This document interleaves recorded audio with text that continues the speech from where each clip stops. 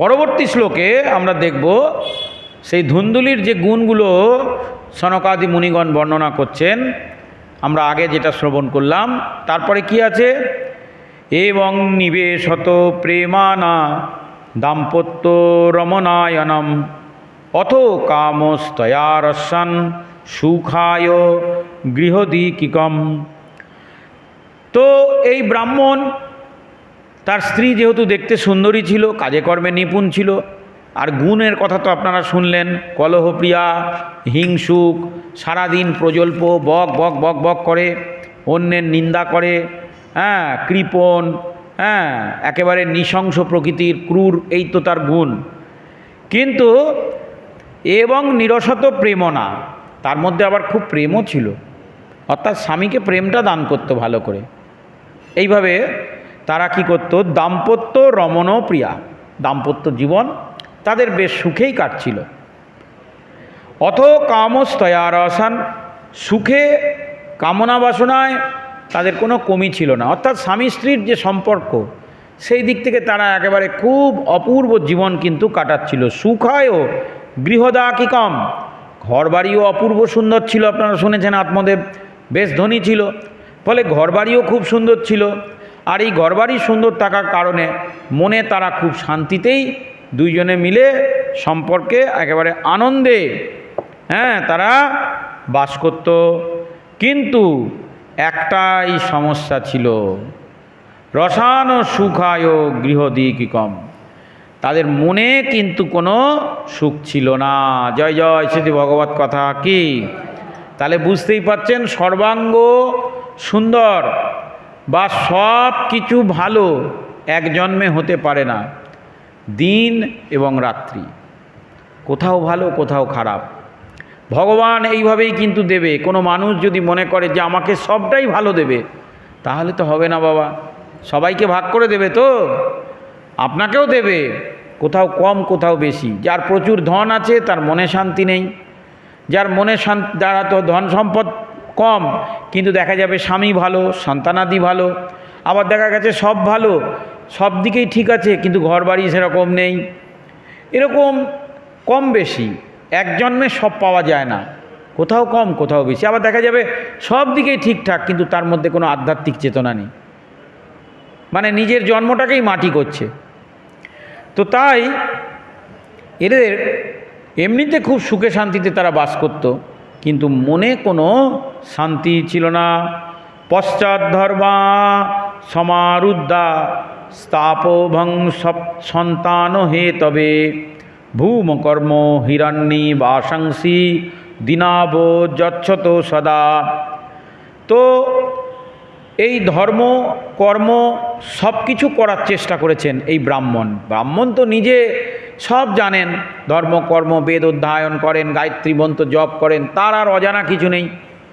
কিন্তু কোনোভাবেই তার সংসারে যখন সন্তান আসছিল না, তিনি তখন আস্তে আস্তে বৃদ্ধ হয়ে যাচ্ছেন, বয়স হচ্ছেন, সন্তান আসার তো একটা বয়স আছে। মনে মনে খুব দুঃখী। গ্রামগঞ্জে তারা অন্যের নিন্দা করে, কিন্তু আস্তে আস্তে যখন সন্তানাদি হচ্ছে না, গ্রামের মানুষেরাও এবার তাকে নিয়ে সমালোচনা করছে। কর্মের ফল কীরকম হয় দেখুন। তো ফলে সন্তান যখন তাদের হচ্ছে না, ব্রাহ্মণ অত্যন্ত চিন্তায় পড়ে গেলেন। তখন তারা ধর্ম কর্ম দান ধ্যান করতে লাগলেন, কারণ ব্রাহ্মণ জানতেন যে কিছু পুণ্যফল অর্জন করতে হবে। তাই তারা যেখানে অন্ন নেই তাকে অন্ন দিচ্ছেন, যার ধন নেই তাকে ধন দিচ্ছেন, যার সন্তান পাওয়ার জন্যে যে যা বলছে এই ব্রাহ্মণ কিন্তু সেই প্রকার কার্য করছেন। গো হিরণ্য বাসাংসি দীনাব যচ্ছতা সদা, যার গাভী নেই তাকে গাভী দান করছেন। হিরণ্য মানে সোনা, কারো মেয়ের বিয়ে সোনার প্রয়োজন, একেবারে যৌতুক দিতে হবে। ব্রাহ্মণ বললেন আমাকে আশীর্বাদ করো, আমার যেন একটি সন্তান হয়, আমি তোমার মেয়ের সব গহনা দিয়ে দেবো। তাকে সোনা দান করছেন, একে সোনা দান করছেন। আবার কাউকে বস্ত্র দান করছেন, যার ভূমি নেই সেই ভূমিহীন ব্যক্তিকে ভূমিও দান করছেন। দীনাব যচ্ছত সদা, সমস্ত ধন সম্পদ সব প্রকার তিনি দান করছেন সবাইকে। উদ্দেশ্য কি? একটি সন্তান লাভ। সবাই তোমরা আশীর্বাদ করো যেন সেই ব্রাহ্মণ বলছেন আমি যেন একটা সন্তান লাভ করতে পারি। জয় জয় শ্রী ভগবত কথা কি। ধনার্ধন ধন মার্গেণ ত্যাভং নীতিং তথাপি চ ন পুত্র নাপি পুত্রী ততশ্চিন্তাতুরো বিষম। কিন্তু মনে রাখবেন যে ভাগ্যচক্র কিন্তু বড় কঠিন।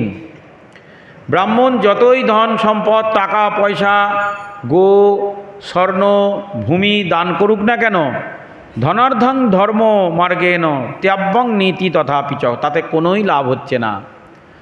কারণ সন্তান যখন কপালে লেখা নেই, ওই রকম জোর করে ধন সম্পদ দিয়ে লোকের কাছ থেকে পুণ্য সঞ্চয় করে ব্রাহ্মণ তাতেও কিন্তু সন্তান লাভ করতে পারলেন না। প্রথমে চেয়েছিলেন পুত্র, কিন্তু পরে ন পুত্র নাপি পুত্রী, না তার পুত্র হলো না তার কোনো কন্যা সন্তান হলো, পুত্রী হলো। ততশ্চিন্তা তুরোভিচম, ব্রাহ্মণ অত্যন্ত চিন্তায় পড়ে গেলেন যে কি এবার হবে। হ্যাঁ, কি করে সমাজে মুখ দেখাবো, আমি এত ধনী, আমার স্ত্রী এত সুন্দরী, হ্যাঁ এত সংসারে ধন সম্পদ সব কিছু, বংশকে রক্ষার জন্য তো একটা সন্তানের প্রয়োজন। কিন্তু কোনোভাবেই না পুত্র না কন্যা, কোনো কিছুই তারা প্রাপ্ত হলেন না। এইটাই হচ্ছে ভাগ্যের পরিহাস। একদাস দ্বিজা দুঃখান গৃহন্তাক্তা বনঙ্গত মধ্যাহ্নে ত্রিসীতা জাত স্বরং সম্মুখে আইবান। তো এই কাহিনী এক অপূর্ব কাহিনী, এর মধ্যে খুব সুন্দর সুন্দর তথ্য আছে। আমি আলোচনা করতে থাকব, আপনারা আসবেন। যেমন এই বুধবার আলোচনা করলাম, আবার পরের বুধবার পরবর্তী প্রসঙ্গে আলোচনা করব। তো আমাদের আলোচনার বিষয় কি? আত্মদেব। একদা দ্বিজ দুঃখাত। তাহলে সন্তানহীন ব্যক্তি বড় দুঃখী। একটা মানুষ বিয়ে করে কেন? শুধু যৌন সুখ উপভোগ করার জন্য না, সন্তানাদি প্রাপ্তিও তাদের প্রয়োজন, বংশকে রক্ষা করার প্রয়োজন। তার থেকেও একটা বড় জিনিস যেটা আত্মদেবের জীবনে ঘটে গেল, সেটা হচ্ছে সংসারে মুখ দেখাতে পারছে না। গ্রামে গঞ্জে বহু পূর্বে আগে একটা এরকম ব্যাপার ছিল যে যাদের সন্তানাদি হয় না তাদেরকে বাঁজ বলা হতো, বাঁজা বলা হতো। ফলে তাদের হাত থেকে অনেকে জল খেত না, বা তাদের মুখ দেখলে অনেকে যাত্রা নেই এরকম মনে করতো। মানে তাদেরকে একটা, যার সন্তান হয় না, যে নারী বা যে পুরুষ সন্তানের জন্ম দিতে পারে না, তাদেরকে একটা সমাজে একটা মানে কি বলবো পরিত্যাগের মতো করে রেখে দিত। সমাজে তারা খুব অসম্মানিত হতো, কেউ তাদের কোনো শুভ কার্যে ডাকত না। তো ফলে এই ব্রাহ্মণের মনের মধ্যে খুব দুঃখ হতে লাগলো। একদা দ্বিজ দুঃখাত গৃহং ত্যক্তা বনাঙ্গত। একদিনকার কথা, হে নারদ মুনি, একদিন এই ব্রাহ্মণ আত্মদেব চিন্তা করলেন যে এই দুঃখে আর রাখা যাচ্ছে না, তাই তিনি বনে চলে গেলেন। গৃহন্তাক্তা বনঙ্গত, গৃহ ত্যাগ করে, সংসারকে ত্যাগ করে, মনের দুঃখে সবারই অপমান সহ্য করতে না পেরে, গ্রামের মানুষের অসম্মান সহ্য করতে না পেরে সংসারকে ত্যাগ করে তিনি বনে চলে গেলেন। দুঃখ কি? সন্তান নেই। মধ্যাহ্নে তৃষিতও জাত, ব্রাহ্মণ তো খুব সুখে থাকেন, স্ত্রী তার যথেষ্ট সেবা করে, টাইমে টাইমে খাওয়া দাওয়া সব কিছু সে পায়। কিন্তু বনে চলে গেছে, স্ত্রী তো বনে যায়নি, সে একা একা গেছে। যদি ভালো স্ত্রী হতো, সুন্দরী স্ত্রী, কিন্তু যদি অন্যদিকে বেশি স্বামীর প্রতি তার মায়া দয়া হতো, তাহলে তো স্বামীর সাথে সেও বনে যেত। স্ত্রী কিন্তু বনে যায়নি, বনে আত্মদেব একাই গেছে মনের দুঃখে। আর বনে যখন গেছে, সেখানে না পেয়েছে মহারাজ খাবার, না পেয়েছে জল, কিছুই পায়নি। মধ্যাহ্নে তৃষিতা জাত, দুপুর গড়াতে না গড়াতে তার খিদেও পেয়ে গেছে, গলায় তৃষ্ণা উঠে গেছে। স্তারং সমুপে আইবান, তখন তিনি কি করবেন? কোথাও একটা জলাশয় খুঁজছেন, যে কোথাও গেলে একটু পরিষ্কার স্বচ্ছ সরোবরের জল যদি পান করা যায়। এইভাবে খুঁজতে খুঁজতে খুঁজতে খুঁজতে সেই বনের মধ্যে একটা অপূর্ব সুন্দর সরোবর দেখতে পেলেন। পিত্তা জলং নিঃস্তন্য প্রজা দুঃখেন কর্ষিত মুহূর্তদাপি তত্ত্বৈব সন্ন্যাসী কশ্চিত আগত। পিত্তা জলং নিষত্তন্ন, সেই দুপুর বেলায় খাদ্য দ্রব্য আর কিছুই তিনি পেলেন না। তখন তিনি ওই তৃষ্ণার্ত হৃদয়ে তিনি তখন এই সরোবরের কাছে এসে একটু জল পান করলেন। প্রজা দুঃখেন কর্ষিতা, জল পান করলেও মনের মধ্যে তার চরম দুঃখ। স্ত্রীকে ফেলে এসেছেন, সংসারে এত কিছু করলেন, এত ধর্মকর্ম করলেন, কিন্তু লাভের লাভ কিছুই হলো না। হ্যাঁ, তাই মনে তার বড় দুঃখ যে সন্তান তো আমার হলো না, এত কিছু করে কি লাভ হলো। মুহূর্ত দাপি তত্ত্বৈব, সেই মুহূর্তে তিনি তখন কি করছেন, কি চিন্তাভাবনা করছেন, মানে খুব দুঃখে আছেন। সেই সময় সন্ন্যাসী কশ্চিৎ আগত, সেই সরোবরের কাছে এক অপূর্ব সন্ন্যাসী এসে উপস্থিত হলেন। দৃষ্টাপিত জলং তন্তু বিপ্র জাতুস্তু দণ্ডিকম না তু চ পাদদেয়শ্চ নিঃশ্বাসান সংস্থিত পুরা। দৃষ্টাপিত জলং তন্তু, সেই সন্ন্যাসীকে দূর থেকে জলপান করতে দেখে বিপ্র তখন, অর্থাৎ সেই ব্রাহ্মণ আত্মদেব সেই সন্ন্যাসীর কাছে এগিয়ে গেলেন। নত্যাচ নারদদায়শ্চ, তারপর তাকে প্রণাম জানালেন, সাষ্টাঙ্গ প্রণাম করলেন। নিঃশ্বাস ও সংস্থিত পুরা, কিন্তু তার চরণের কাছে গিয়ে খুব জোরে জোরে দীর্ঘ নিঃশ্বাস ফেলতে ফেলতে লাগলেন। সন্ন্যাসী তার মাথায় হাত দিলেন, কিন্তু তিনি মাথা নিচু করে সেইখানেই দাঁড়িয়ে রইলেন, সেই জায়গা ত্যাগ করলেন না। জাতির উবাচ, সন্ন্যাসীর মনে কিঞ্চিত সংশয় হলো। তিনি তখন বললেন, কথং রোদসী বিপ্র টঙ্কাতে চিন্তা বলিয়সী বদত্তং শরত্তং মহৎ শস্য দুঃখস্য কারণম। জয় জয় শ্রী ভগবত কথা কি। বলছে, কথং রোদসী বিপ্র, হে ব্রাহ্মণ, তুমি জাতিতে ব্রাহ্মণ, এত অপূর্ব সুন্দর দিব্য চেহারা দেখে তো তোমায় কোনো পণ্ডিত মনে হচ্ছে। সেই সন্ন্যাসীটি বলছেন, কথং রোদসী, তাহলে তুমি কান্না করছো কেন? পণ্ডিত ব্যক্তিত্ব এইভাবে কান্না করা উচিত নয়। তারপরে তুমি যখন ব্রাহ্মণ মানুষ, তুমি যদি সংসারী ব্যক্তি হয়ে থাকো, তাহলে এই বনে জঙ্গলেই বা তুমি কি করছো? কংতা চিন্তা বলিয়সী, তোমাকে দেখে মনে হচ্ছে তুমি খুব চিন্তুক, খুব চিন্তায় আছো, খুব দুঃখে আছো, সংসারে তোমার সুখ নেই। কিসের চিন্তা বলো আমায়? বদত্তং শরতং মহৎ, আমাকে বলো কি চিন্তা তোমার? যস্যং দুঃখস্য কারণম, তোমার এই দুঃখের কারণ কি? কিসের জন্যে সংসারে তুমি এত দুঃখী, এত কাঁদছো? আর এই কথা বলা মাত্রই ব্রাহ্মণ তার হৃদয়ে যে দুঃখটা চেপে রেখেছিল, ব্যাস এখন হাউ হাউ হাউ হাউ করে সেই সন্ন্যাসীর সামনে কাঁদতে শুরু করেছেন। কিসের দুঃখ ব্রাহ্মণের? কিসের দুঃখ ছিল? হ্যাঁ, তার কোনো সন্তানাদি হচ্ছিল না। তারপরে কি হলো? ব্রাহ্মণ উবাচ কিং ব্রহ্মামি রোষে দুঃখং পূর্ব পাপেন সঞ্চিতম মোদীয় পূজাস্থেয়ং কৃষ্ণ কবাক্ষ মধুভুঞ্জতে। বলছে, হে মুনিবর, হে আমাদের বিপ্র সন্ন্যাসী মহারাজ, হ্যাঁ, হে গুণীজন, কিং ব্রহ্মদি রোষে, আমার দুঃখের কথা আপনাকে আর কি বলবো। আমি অত্যন্ত দুঃখী। পূর্ব পাপেন সঞ্চিতম, পূর্ব জন্মের পাপের ফল মনে হচ্ছে আমার এখনো শেষ হয়নি। মদীয় পূর্বস্থয়ং কবাক ও মধুপুঞ্জপ, আর আমি যে এত দান ধ্যান করেছি, আমি যে পূর্বপুরুষদের জন্য এত কর্ম করেছি, মনে হচ্ছে পূর্বপুরুষরাও আমাকে কোনো আশীর্বাদ করেনি। হ্যাঁ, আমি সকলের আশীর্বাদ থেকেও কিন্তু বঞ্চিত। জয় জয় শ্রী ভগবত কথা কি। মদত্তং নম গৃহন্তি প্রীতি দৈবাদিজোত্তয়ম প্রজা দুঃখেন শূন্যয়ং প্রাণস্তক্তামি আগত। বলছে, সংসারে আমি আর যেতে চাই না। সংসারটা আমার কাছে একটা দুঃখের কারণ। সংসারকে আমি ঘৃণা করি, প্রীত দৈব তদুম ব্রহ্মণম। হ্যাঁ, তার কারণ হচ্ছে সংসারের যেটা দরকার সেই আসল বস্তুই আমার কাছে নেই। হ্যাঁ, এই সংসারে আমি যদি কাউকে কোনো দান দক্ষিণা দিই, আমার কাছে কেউ দান নিতে চায় না।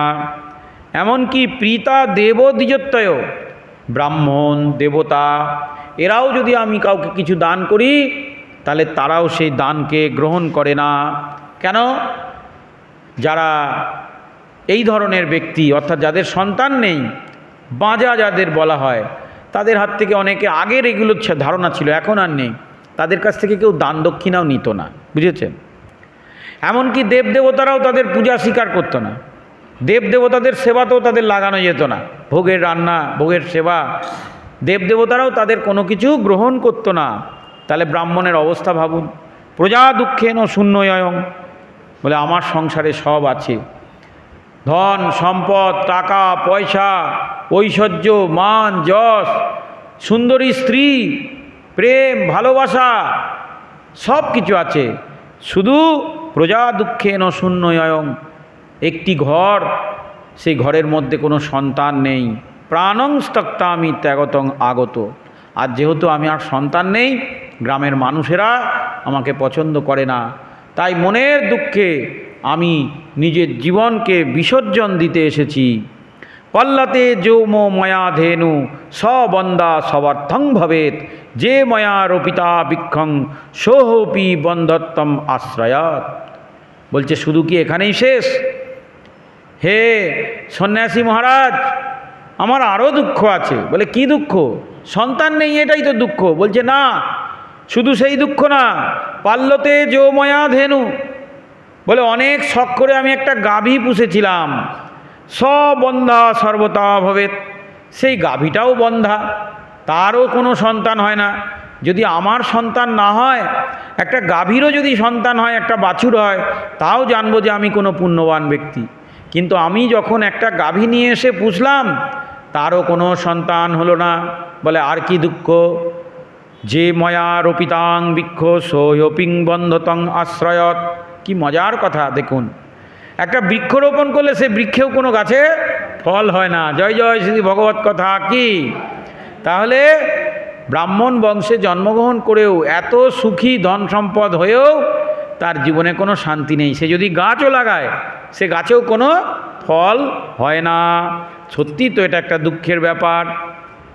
গাভী পুষলে গাভীও বাচ্চা দেয় না, বউয়েরও বা সন্তান হয় না। ধিগো জাতং প্রজাহীনং ধিকো গৃহং চাক প্রজা বিনা বিদগ্ধ চানপত্যস ধিকুলং সন্তানং বিনা।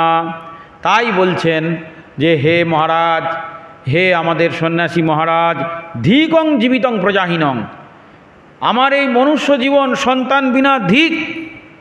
আর কি? ধিক ও গৃহং প্রজাবিনং, আমার সংসার সন্তান বিনা ধিক। ধিকং চান্ন পততম, এবং যে স্ত্রী সন্তানের জন্ম দিতে পারে না, সেই স্ত্রীকেও ধিক। তাই আমি আর সংসারে ফিরে যাব না, আমার বংশকেও ধিক। যে আমার বংশে তো আরও পূর্বপুরুষ আছে, সেই পূর্বপুরুষরা যদি আশীর্বাদ করে, তাহলে সেই আশীর্বাদেও তো আমার সন্তানাদি হয়ে যাওয়ার কথা। কিন্তু আমার কপাল এমন যে পূর্বপুরুষরাও আমাকে আশীর্বাদ করছে না, তাই সেই পূর্বপুরুষদেরও ধিক। দেখুন, ব্রাহ্মণ হয়ে পণ্ডিত হয়ে কী ধরনের কথা! ব্রাহ্মণের মুখে কি এই কথা শোভা পায়? যা ভগবান দেয়নি তার প্রয়োজন নেই, আর যা ভগবান দিয়েছে তাতেই সন্তুষ্ট থাকা উচিত। কিন্তু এই যে আত্মদেব, তার মনে দেখুন, ব্রাহ্মণ বংশে জন্মগ্রহণ করেছে, মনুষ্য জীবনের এত পণ্ডিত। আপনাদের মতো সাধারণ মানুষেরা জানে যে মনুষ্য জীবনের উদ্দেশ্য হচ্ছে ভগবৎ প্রাপ্তি, ভগবানের আরাধনা করা, নিতাই গৌর প্রেমানন্দে হরিবোল বলতে বলতে তার ধামে ফিরে যাওয়া। ভগবান বলছেন তদ্ধাম ও বৃন্দাবন, সেই চিন্ময় লোক, সেই চিন্ময় লোকে ফিরে যাওয়া। কিন্তু এই ব্রাহ্মণের সেসব কোনো ইচ্ছা নেই। তার ইচ্ছা সে একটা সন্তানের, তার স্ত্রী একটা সন্তানের জন্ম দেবে, সে গাভী কিনেছে, গাভীর বাচ্চা হবে, তার সন্তান ওই গাভীর বাচ্চা সবাই মিলে একসাথে একেবারে খুব সুন্দর করে গুছিয়ে থাকবে, তাই জন্যে সে নিজের জন্মকে ধিক দিচ্ছে, সেই কারণে সে নিজের বংশকে ধিক দিচ্ছে, নিজের কুলকে ধিক্কার জানাচ্ছে। তাহলে চিন্তা করে দেখুন যে ব্রাহ্মণ হয়েও, পণ্ডিত হয়েও বাস্তবে সে কিন্তু গৃহমেদী। গৃহমেদী, এই কথাটা শুনেছেন তো আপনারা? একটা হয় গৃহস্থ আর একটা হয় গৃহমেদী। গৃহস্থ কাকে বলে? যে সংসারে থেকে হরিভজন করে তাকে বলে গৃহস্থ। আর যে সংসারে থেকে হরিভজন করে না তাকে বলে মেদি। মেদ মানে হচ্ছে চর্বি।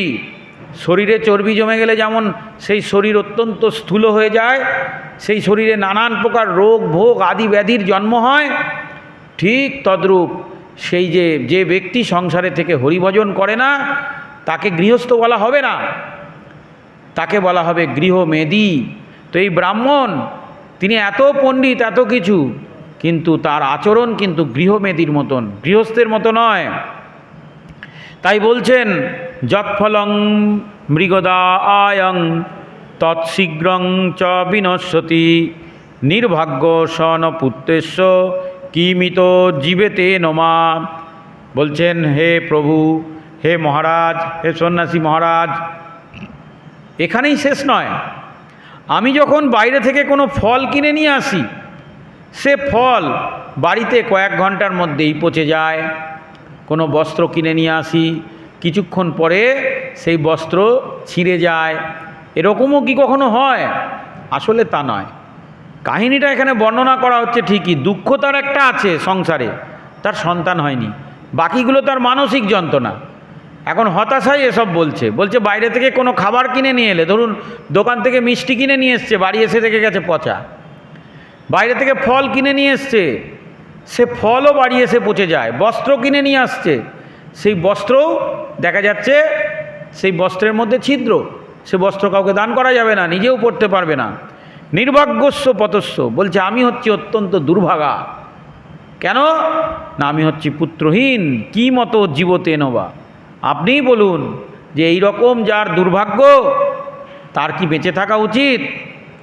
ইত্যতা সরুদ দাস্যই স্থাপত্যং দুঃখ পীড়িত তদা তস্য যত শক্তি করুণাভুদ গরীয়সী। তাই বলছেন আত্মদেব, সেই ব্রাহ্মণ বলছেন যে ইতস্য সরুদ দাস্য, কান্না করছেন, হাও হাও করে কাঁদছেন, আর নিজের কথাকে স্থাপন করবার জন্য বলছেন যে আমি আর এই সংসারে থাকতেও চাই না, ঠিক এই সংসারকে আমি আর বাঁচতে চাই না। হ্যাঁ, এই কথা বলে সন্ন্যাসীর পায়ে পড়ে গেলেন। তদা তস্য যত শক্তি করুণাভূত গরীয়সী। এখন তিনি তো ছিলেন সন্ন্যাসী, সেই সন্ন্যাসীর মধ্যে প্রচুর দয়া, প্রচুর মায়া। তার মনের মধ্যে মায়া হলো, দয়া হলো, তিনি তার পায়ে পড়লেন। পায়ে পড়বার পর সেই সন্ন্যাসী তখন তার মাথার মধ্যে হাত দিলেন। তদা লক্ষা গরমাল্লং বায়শ্চ যোগবাননম সর্বং জ্ঞাতা তত জাতি পশ্চাদং বিপ্রম উচ্চতে। বলছেন সন্ন্যাসী তখন বলছেন, তুমি একটু ওঠো, আমার সামনে দাঁড়াও, আমি তোমার কপালটা দেখব, তোমার কপালটা দেখব, দেখে আমি স্থির করব যে তোমার কি ব্যাপার, কেন তোমার এরম পরিস্থিতি। তদা লক্ষা গারো মাল্লাং, তোমার কপালের লিখন দেখব। অর্থাৎ জন্মের পর বিধাতা পুরুষ আমাদের এই কপালে যা লিখন করে লিখে দিয়ে যায়, তার বাইরে আর কিছু হয় না। তো তাই সন্ন্যাসী বললেন যে আমি তোমার কপালটা দেখতে চাই, আমি কপাল দেখে আমি সব কিছু বলতে পারবো। তখন ব্রাহ্মণকে সামনে দাঁড় করালেন, আর দাঁড় করিয়ে তার কপালটা দেখছেন, ভালো করে দেখছেন সেই সন্ন্যাসী। আমরা গোকর্ণ উপাখ্যান আলোচনা করছিলাম। তাহলে আত্মদেব অত্যন্ত দুঃখী, তিনি তখন উঠে দাঁড়ালেন। সন্ন্যাসী এক দৃষ্টে তার অতীত, বর্তমান এবং ভবিষ্যৎ দেখতে লাগলেন। জাতির উবাচ মুহ্য জ্ঞানং প্রজারূপং বলিষ্ঠা কর্মণ গতি বিবেকং তু সমাসাদ্য ত্যাজং সংসার বাসনম। তার সকল কর্মফল সব কিছু দেখে সন্ন্যাসী তখন মাথায় হাত দিলেন, বলছেন হায় হায় হায় হায় হায় হায়, মুচ্চা জ্ঞানং প্রজারূপণ, বলছে কিচ্ছু করার নেই, তুমি যা চাইছো সেটা হচ্ছে একটি সন্তান। আমার মনে হয় সেই সন্তানের আশা তুমি ত্যাগ করো, বলিষ্ঠা কর্মণগতি। তোমার পূর্বজন্মের কর্মফলের কর্ম এত ভয়ঙ্কর যে তার ফল এত বলিষ্ঠ যে এই জন্মে তোমার সন্তান হওয়ার কোনো আশাই নেই। শুধু এই জন্মে কেন, আগামী 7 জন্মেও তোমার কখনোই কোনো সন্তান হবে না। জয় জয় শ্রী ভগবত কথা কি। তাহলে এখন কি উপায়? বিবেকং তু সমাসাধ্য, বিবেকের আশ্রয় গ্রহণ করো। ত্যাজং সংসার ও বাসনম, সংসার বাসনা ত্যাগ করো। করে এই যে আমি একজন সন্ন্যাসী, আমার মতন সন্ন্যাস দীক্ষা গ্রহণ করে সন্ন্যাস হয়ে বিবেকের আশ্রয় নিয়ে হরি ভজন করে নিজের জীবনকে অতিবাহিত করো। কারণ কর্মের ফল অত্যন্ত ভয়ঙ্কর। সন্ন্যাসী তার অতীত বর্তমান ভবিষ্যৎ বলে দিলেন। জয় জয় শ্রী ভগবত কথা কি। তাহলে বুঝতেই পাচ্ছেন, কোনো মানুষের জীবনে যেটা নেই সেটা নেই। আমরা দেখা যায় অনেক সময় অনেক কিছু প্রাপ্তির জন্য আমরা অনেক রকম প্রচেষ্টা করতে থাকি, কিন্তু মনে রাখবেন যে যার জীবনে সন্তুষ্টি নেই সে কখনো ভগবানের ভক্তি করতে পারবে না। যেটা দেওয়ার সেটা ভগবান আপনাকে ঠিক পাইয়ে দেবে। অধিক প্রচেষ্টার কোনো প্রয়োজন নেই, এটাই হচ্ছে নিয়ম। অধিক প্রচেষ্টা করলে আমরা আত্মদেবের জীবন থেকে আগামী দিনে বুঝতে পারবো যে অধিক থেকে অধিক সংসারের প্রতি আসক্ত হয়ে যদি আমরা অধিক থেকে অধিক প্রচেষ্টা করি তাহলে তার ফল ক্রমশ খারাপই হবে এবং সাধন ভজন পথ থেকে মানুষ বিপদগামী হয়ে যাবে। কিন্তু কোনো ব্যক্তি যদি তার কর্মটা ঠিকমতো করে, ভজন করে, ঠিকমতো সাধন ভজন করে, তাহলে ভগবান তাকে ঠিক তার যা প্রয়োজন সব ব্যবস্থা করবে। আর যেটা দেবে না, জানতে হবে তার জীবনে সেটাই মঙ্গল। যেটা আমরা আত্মদেবের জীবনে দেখতে পাচ্ছি, সে আত্মদেবকে ভগবান সন্তান দেয়নি, অর্থাৎ সন্তানের সুখ তার নেই। তার মানে ভগবান চাই না যে সংসারের প্রতি আসক্ত হয়ে সে নিজের জীবনকে কাটাক। বরং সন্ন্যাসী বলছেন যে তুমি বৈরাগ্য ধারণ করো, তুমি সন্ন্যাস গ্রহণ করো। তোমার নেই, শুধু এই জন্মে কেন, আগামী 7 জন্মেও তোমার সন্তান সুখ নেই। তাই তোমরা স্বামী স্ত্রী দুজনে মিলে হরিভজন করো।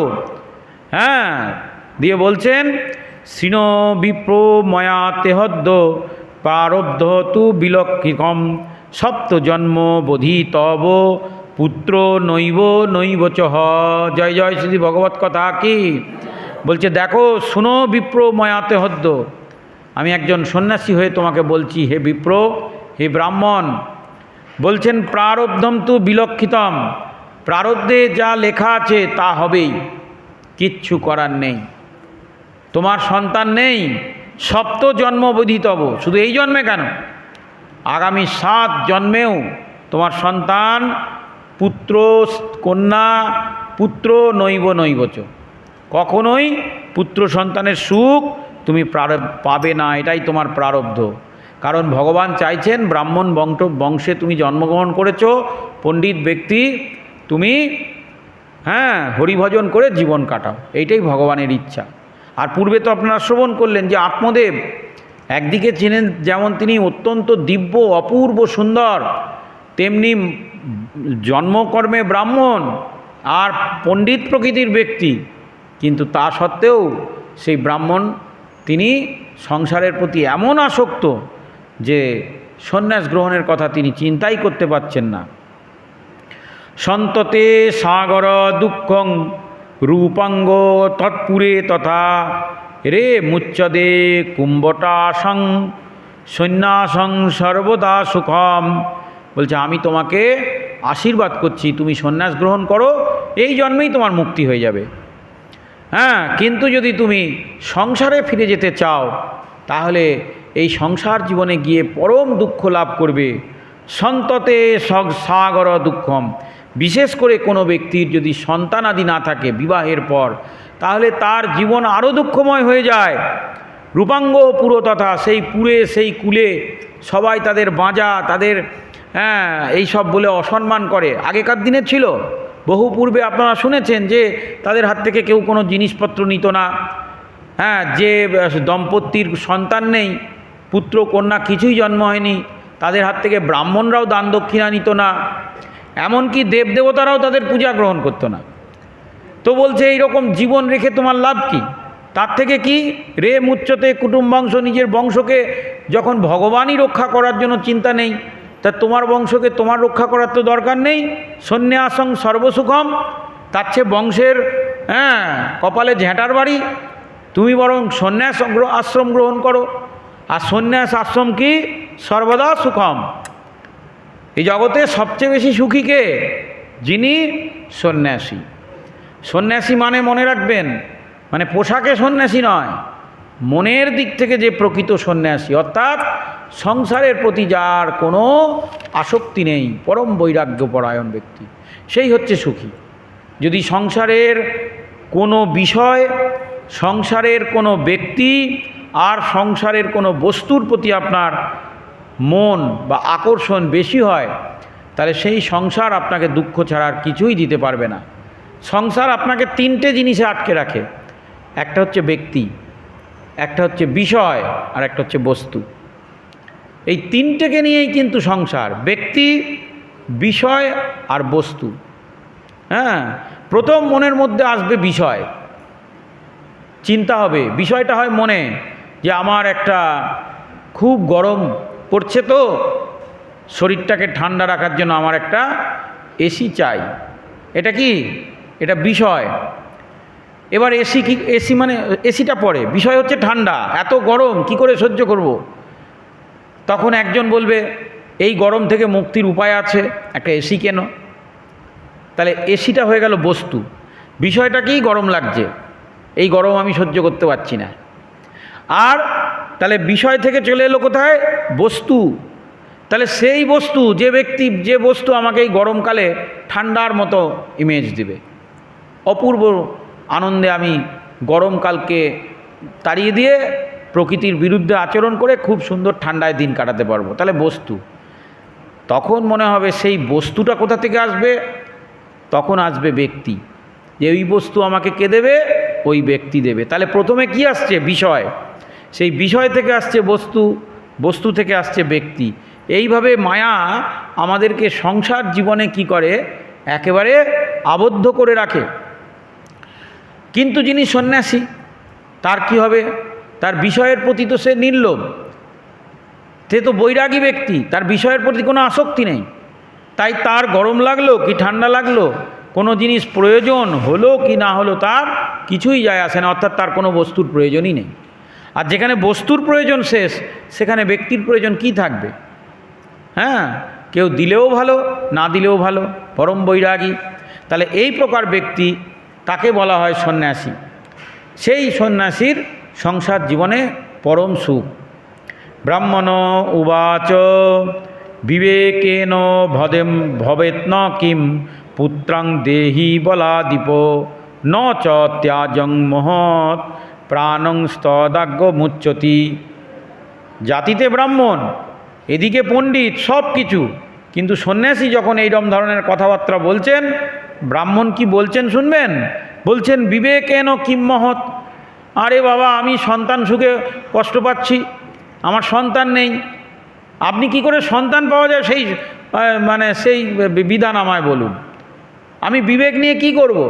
আমি বৈরাগ্য নিয়ে কি করব? আমি সন্ন্যাসী হয়েই বা কী করব? আমি ব্রাহ্মণ মানুষ, আমাকে একটা সন্তান চাই। আর সন্তান যদি দিতে না পারেন, তাহলে এই শোকে আমি আমার জীবনকে বিসর্জন দেবো। জয় জয় শ্রী ভগবত কথা কি? তাহলে বুঝুন ব্রাহ্মণের আচরণ কীরকম।